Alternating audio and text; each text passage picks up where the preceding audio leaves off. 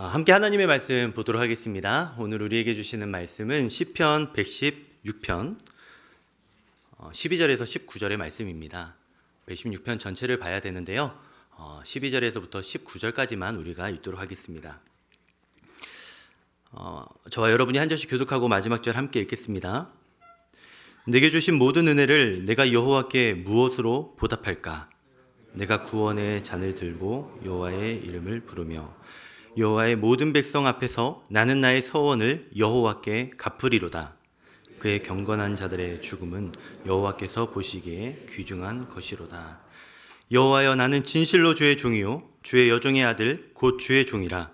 주께서 나의 결박을 푸셨나이다. 내가 주께 감사제를 드리고 여호와의 이름을 부르리이다. 내가 여호와께 서원한 것을 그의 모든 백성이 보는 앞에서 내가 지키리로다.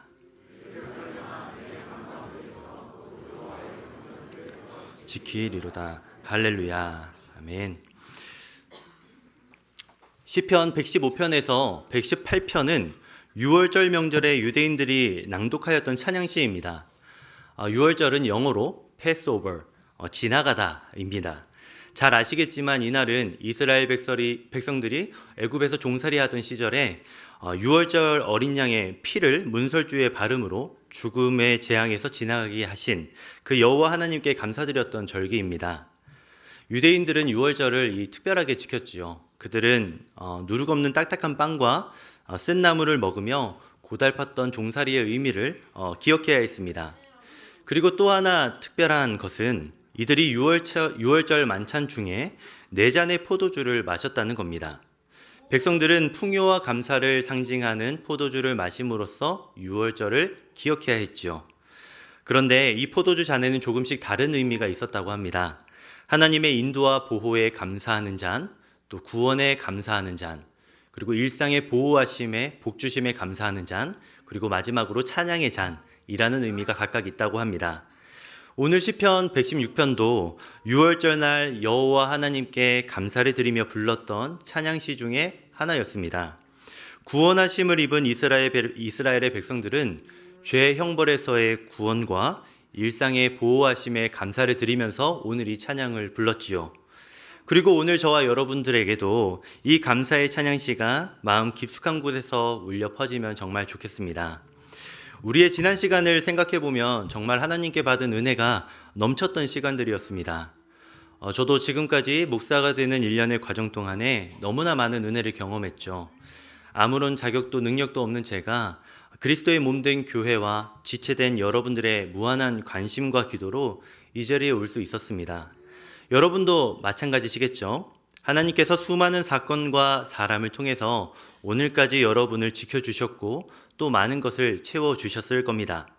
힘들고 어려운 순간도 분명 많으셨겠지만 그럼에도 주님은 우리로 모든 것이 한없는 은혜다라고 노래할 수 있도록 믿음을 주셨습니다.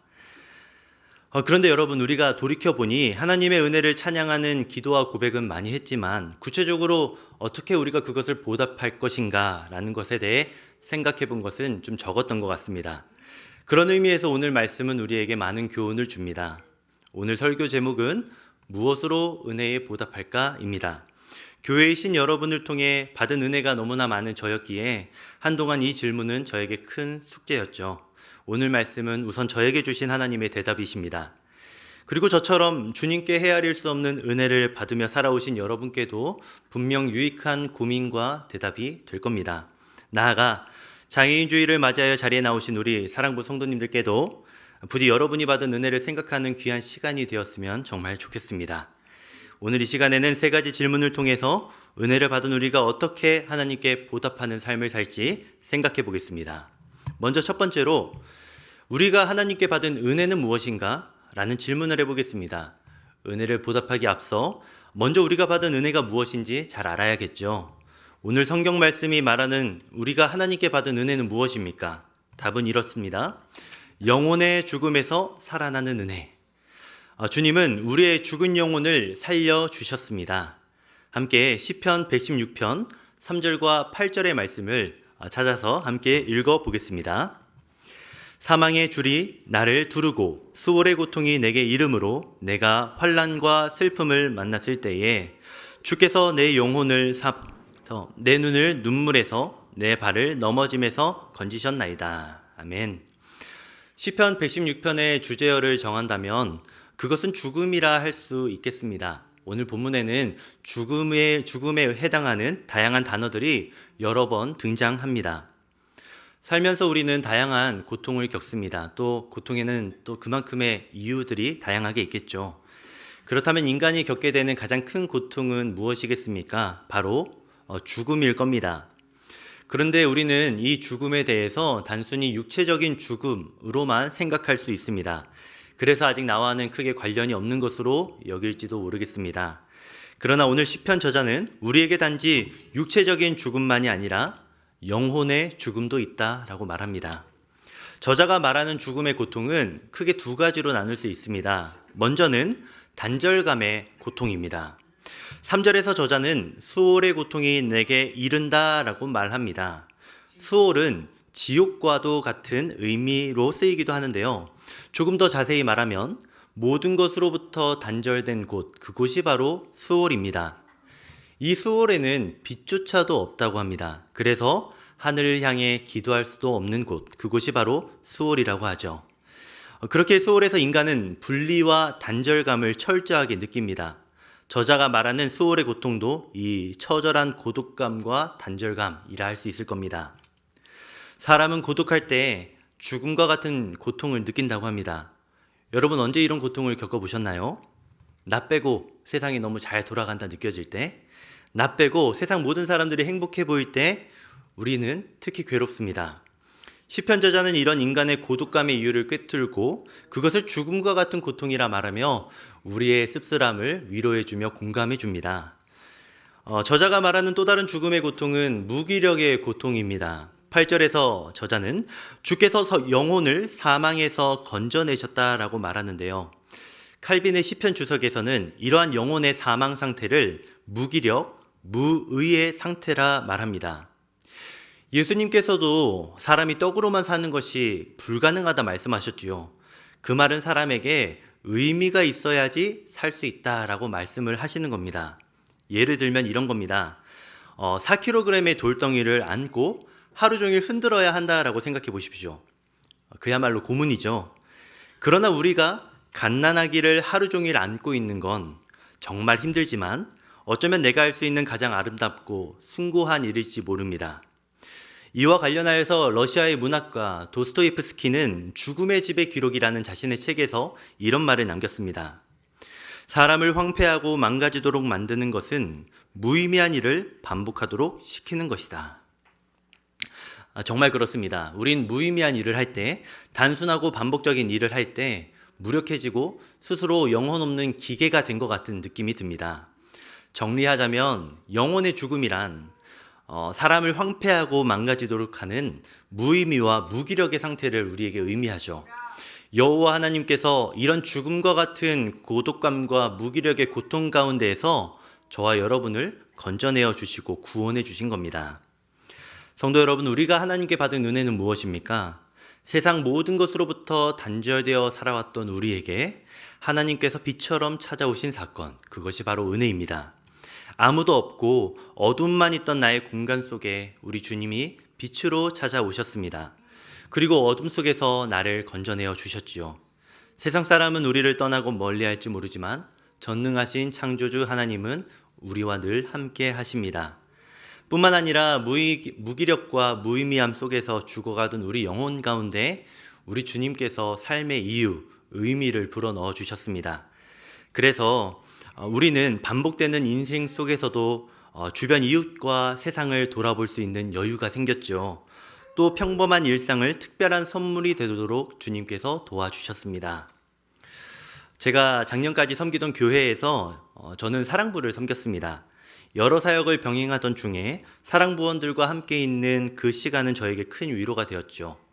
함께 섬기던 아내와 주일 저녁에 이 사랑부 이야기를 나누는 것은 정말 행복한 추억이었습니다. 그러나 또 한편으로는 나랑 똑같이, 아니 어쩌면 나보다 더 큰 몸과 마음의 아픔을 겪고 계신 그분들을 보면서 마음이 참 아팠습니다. 사랑부원들의 마음은 육체의 연약함 가운데 더 깊은 단절과 무기력감을 마음속으로 느끼고 계셨지요. 그런 분들께 제가 어떤 것으로 위로를 할 수 있겠습니까? 그저 이야기를 들어드리고 함께 눈물을 흘려드리는 일밖에 할 수 없었습니다. 시편은 그런 저와 이 자리에 계신 여러분에게 우리가 죽음에서 살아나는 은혜를 받았다라고 말합니다. 영혼의 죽음에서 무기력과 단절의 고통에서 우리는 구원받았습니다. 그렇게 우리의 삶과 육체 가운데에는 여전히 고통이 있지만 영혼만은 진정 자유롭습니다. 그런 우리의 영혼을 바라볼 때 우리는 작지만 귀한 희망을 발견하게 됩니다. 이 자리에 계신 성도 여러분, 그리고 사랑부 성도 여러분, 주님이 우리의 영혼을 살리셨습니다. 이것이 제가 여러분께 꼭 나누고 싶은 시편의 은혜입니다. 이제 두 번째 질문입니다. 우리가 받은 은혜가 무엇인지 알았다면 이제는 본격적으로 그 은혜를 어떻게 보답해야 할지 생각해 봐야 할 겁니다. 잠깐 짚고 넘어가야 할 것이 있는데요. 바로 하나님께서 우리에게 원하시는 구체적인 보답의 모습이 있다는 겁니다. 우린 이걸 일상에서도 많이 느낍니다.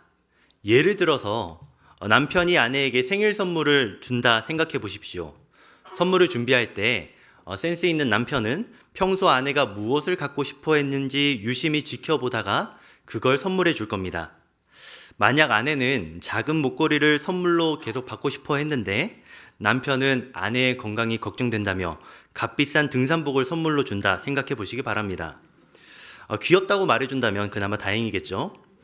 드리고 싶은 말은 이겁니다. 하나님께서도 우리에게 구체적으로 원하시는 게 있다는 겁니다. 우리는 그것을 발견하고 그것으로 보답해야 합니다. 그리고 또 감사하게도 우리 주님은 자신이 무엇을 바라고 계신지 성경에 자세히 기록해 놓으셨습니다. 우리는 무엇으로 은혜에 보답할 수 있을까요? 어떠한 우리의 보답이 하나님을 기쁘시게 할까요? 바로 감사의 예배입니다. 우리는 감사의 예배를 통해 주님께 보답해야 합니다. 13절과 17절의 말씀을 읽어보겠습니다. 내가 구원의 잔을 들고 여호와의 이름을 부르며 내가 주께 감사제를 드리고 여호와의 이름을 부르리이다. 아멘. 구원의 잔을 들고 또 감사제를 드리고, 이것은 유월절날 하나님의 백성을 구원해 주심에 감사드리며 행했던 의식입니다. 유대인들은 유월절을 기념하며 포도주 잔을 들고 마셨습니다. 그리고 제물을 바침으로 감사의 제사를 드렸지요. 만약 구약시대에 하나님의 백성들이 그러했다면 신약시대를 사는 우리는 어떠해야 할까요? 이제 우리는 감사의 예배를 드려야 합니다. 오늘 본문은 감사의 예배를 우리가 어떻게 드려야 할지에 대해 그 방법도 자세히 설명해 줍니다. 시인은 하나님을 향해 감사의 잔을 들고 또 감사제를 드렸습니다. 그리고 그는 이어서 여호와의 이름을 불렀습니다. 여호와의 이름을 부르며 구원의 잔을 들고 감사제를 드렸습니다. 구약시대의 이름은 단순한 호칭이 아닙니다.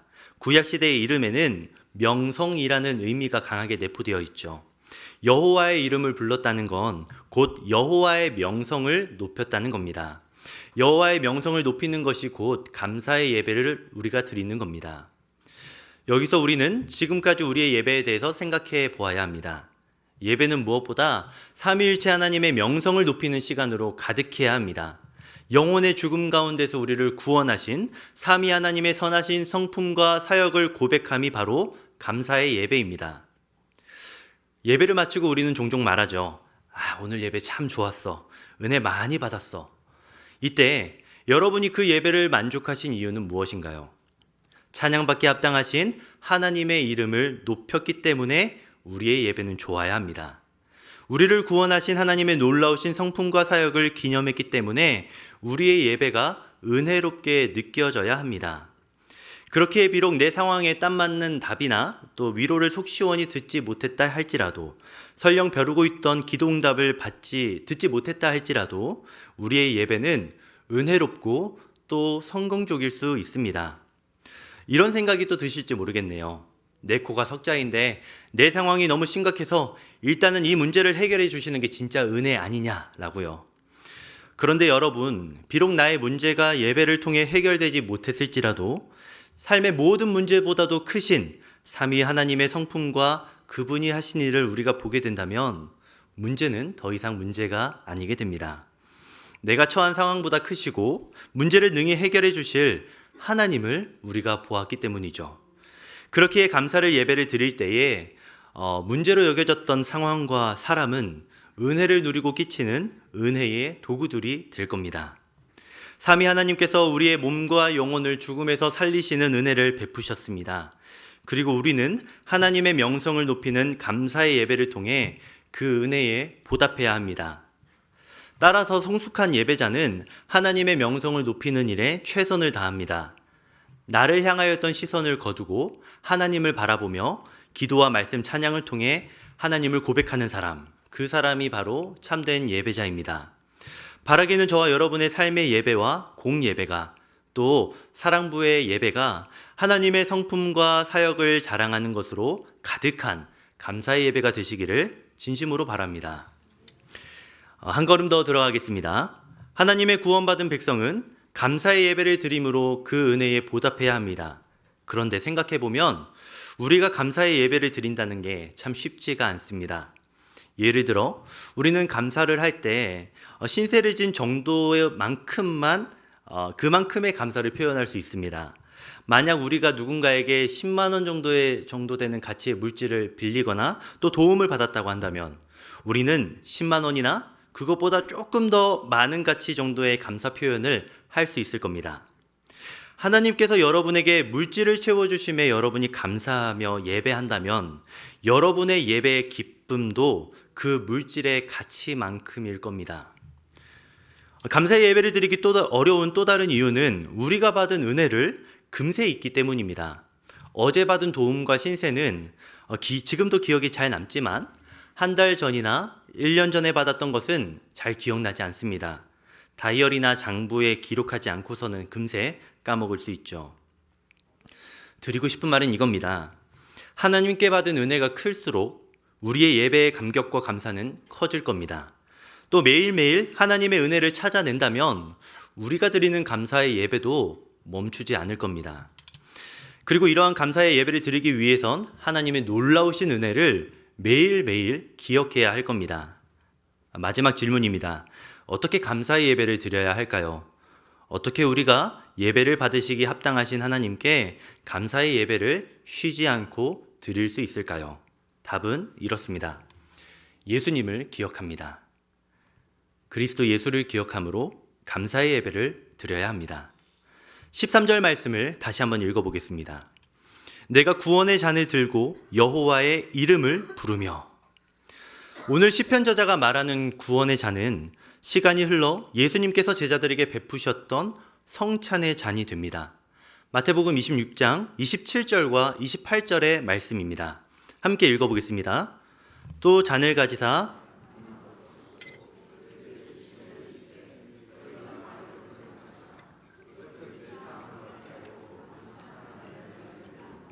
나의 피 곧 언약의 피니라. 아멘. 성도 여러분, 구약의 시편 저자와 이스라엘 백성들은 구원의 포도잔을 마셨습니다. 그렇게 함으로 유월절 어린 양의 피로 구원해 주신 여호와의 은혜에 감사드렸죠. 그리고 이제 예수님이 그 잔을 들고 말씀하십니다. 이것은 내 피다. 나의 피를 마시는 자들은 죄사함 곧 구원을 얻을 것이다. 이와 관련해 고린도전서 10장 16절은 이렇게 말합니다. 바울은 우리가 축복하는 바 축복의 잔은 그리스도의 피에 참여함이 아니냐라고 성도들에게 선포를 하는데요. 유월절 어린 양의 피는 곧 구원의 잔이며 축복의 잔입니다. 유월절 어린 양을 기념하던 그 구원의 잔은 예수 그리스도 안에서 우리에게 축복의 잔이 되었습니다. 그 잔을 들고 마심으로 우리는 그리스도의 구원하심 안으로 참여하게 됩니다. 저는 이걸 말씀드리고 싶습니다. 시편 저자는 구원의 잔을 들고 여호와의 이름을 불렀습니다. 그리고 우리는 예수 그리스도의 구원의 잔을 들고 그 이름을 불러야 합니다. 예수님께서 보혈로 베푸신 보배로운 구원의 잔을 우리가 들므로써 주님의 성품과 사역을 노래하며 예배해야 합니다. 성도 여러분, 오늘 우리가 이 시편을 읽은 것처럼 예수님께서도 이 시편의 노래를 부르셨다는 걸 알고 계신가요? 예수님께서도 이 땅에 성육신하시는 동안에 유월절 명절이 되면 구원의 포도주를 두 손으로 드시고 또 감사의 제사를 드리시면서 오늘 이 찬양을 부르셨을 겁니다. 그때에 우리의 구원자이신 예수님께서는 어떤 생각을 하셨을까요?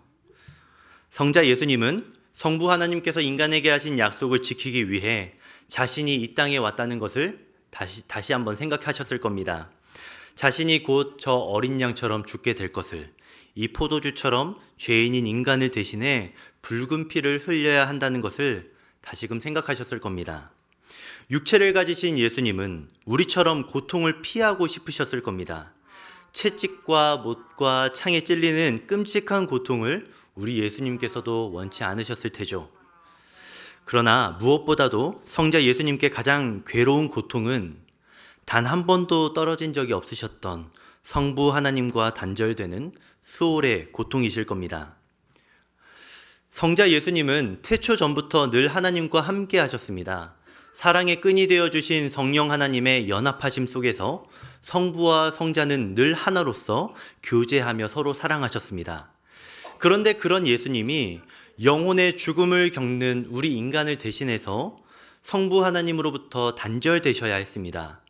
하나님을 향해 기도할 수 없는 단절의 공간, 그 수월로 예수님께서 가시게 된 겁니다. 예수님께서는 하나님께 그 어떤 죄도 짓지 않으셨습니다. 그분은 죽기까지 순종하셨죠. 그러나 그분은 연약한 인간의 육체를 입으셔야 했습니다. 또 가장 수치스럽고 중대한 죄인들이 가야만 했던 십자가로 가셔서 성부 하나님과 단절되셔야 했죠. 그것이 성자 예수님께는 가장 큰 두려움이셨을 겁니다. 그리고 그 두려움 앞에서 예수님은 오늘 이 시편의 찬양을 부르셨습니다. 여러분 15절의 말씀, 예수님의 입장이 되어서 이 노랫말을 한번 들어보십시오. 그의 경건한 자들의 죽음은 여호와께서 보시기에 귀중한 것이로다. 예수님은 자신의 죽음을 귀중한 것으로 여기실 하나님을 묵상하셨을 겁니다. 이 세상 가장 경건한 분이신 예수님 자신의 죽음이 여호와 하나님께서 보시기에 가장 귀중한 구원 사역이 될 것임을 생각하셨습니다. 그리고 예수님은 다시 한번 십자가로 가는 마음을 다잡으시며 이렇게 고백하시죠. 18절의 말씀 제가 읽겠습니다. 내가 여호와께 서원한 것을 그의 모든 백성이 보는 앞에서 내가 지키리로다. 아멘. 이렇게 예수님은 오늘 이 시편을 부르시면서 마음을 다잡으셨을 겁니다.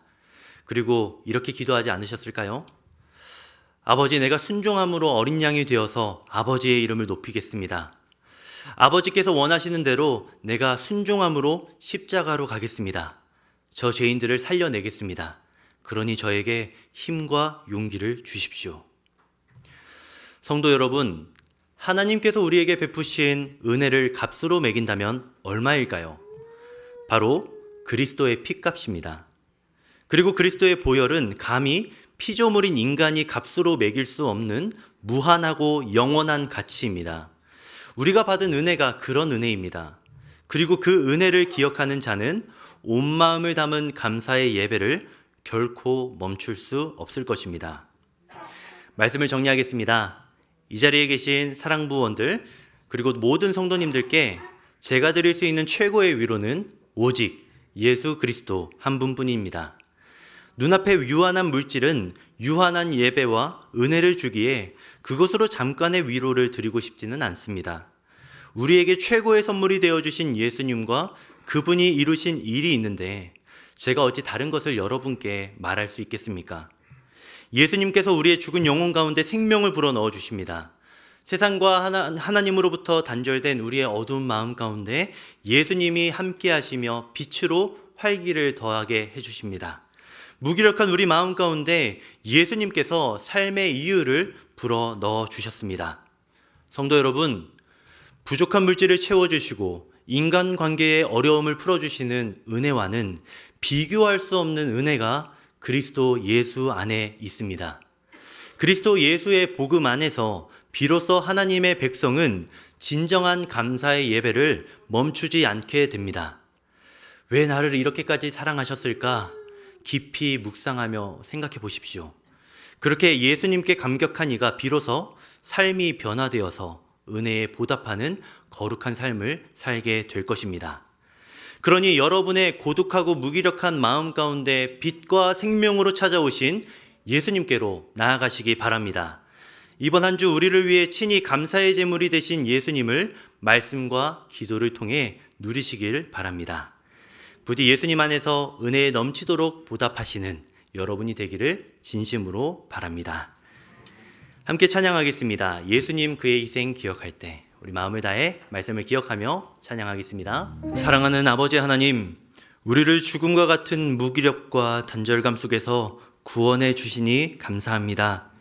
성자 예수님, 우리를 구원하겠다 하신 성부 하나님의 약속을 죽음을 피하지 않으시기까지 지켜주시고 이루어 주셔서 정말 감사합니다. 성령 하나님, 이 시간 우리가 간구합니다. 우리가 성자 예수님이 하신 구원의 사역을 체험케 하여 주옵소서. 말씀과 기도를 통해 아버지 하나님께 받은 은혜를 깨닫게 하시고 그로 인해 합당한 감사의 예배를 영원토록 드리게 하여 주옵소서. 이 시간 우리 교회 사랑부와 에바다부 성도님들을 위해 기도합니다. 육체의 아픔과 영혼의 고독감 속에서 해방시켜 주실 분은 오직 예수 그리스도 한 분뿐이심을 우리가 믿습니다. 예수님, 부디 이들의 삶 가운데 찾아가 주셔서 위로해 주시고 힘 주시기를 바랍니다. 우리가 이를 위해 함께 기도하게 하여 주옵소서. 그리고 가능하다면 우리에게 헌신과 봉사의 마음을 주셔서 우리의 섬김을 통해 이들이 예수님을 보고 경험하게 하여 주옵소서. 그래야 마지막 날 주님 다시 오실 때에 우리 모두가 함께 주의 나라로 들어가 더 깊은 교제와 사랑과 자유를 나누게 하여 주옵소서. 주님을 사랑하는 성도들이 귀한 마음으로 이 시간 헌금하였습니다. 우리 마음의 중심을 보시는 주님, 과부의 두 렙돈 헌금을 보시며 칭찬하셨던 주님, 주께서는 우리가 얼마나 했는지 보다 어떤 마음으로 드렸는지에 더 관심이 많으신 줄로 압니다. 우리가 이 시간 자신의 전부였던 독생자를 주신 하나님 아버지께 부족하지만 우리 마음 전부를 드릴 수 있기를 원합니다. 주님, 우리 마음을 기쁘게 받아주시고 바라기는 이 헌금이 예수 그리스도의 복음이 전파되는 다양한 일에 귀하게 사용될 수 있도록 이것을 사용하여 주시옵소서. 감사드리며 예수님의 이름으로 기도합니다. 아멘. 주 예수 그리스도의 은혜와 하나님의 사랑과 성령의 교통하심이 너희 무리와 함께 있을지어다. 아멘.